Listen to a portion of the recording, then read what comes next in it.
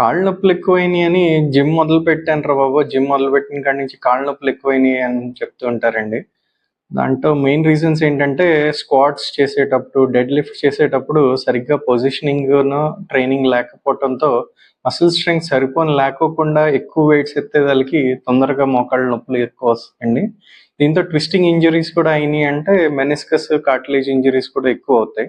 So, direct weight లిఫ్టింగ్స్‌ను, strength training start చేసే ముందు aerobic exercises, warmups, cool downs తర్వాత జెంటిల్‌గా, ఇంక్రిమెంటల్‌గా దీంతో వెయిట్ ట్రైనింగ్ చేస్తే మీకు తొందరగా లాభం ఉంటుంది. ఒకేసారి ఎక్కువ వెయిట్స్ ఎత్తేద్దాం, తొందరగా రికవర్ అయిపోదాం అని హడావుడి పడితే ఇంకా తొందరగా డ్యామేజ్ అవుతాయండి. దానికి తగ్గట్టు జాగ్రత్తలు తీసుకోండి.